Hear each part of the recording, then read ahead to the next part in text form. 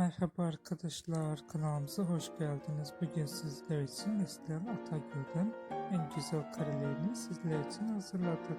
Neslihan Atagül, Yaprak Dökümü, Kara Sevda ve birçok dizilerde rol almış ve herkes tarafından çok beğenilmiştir.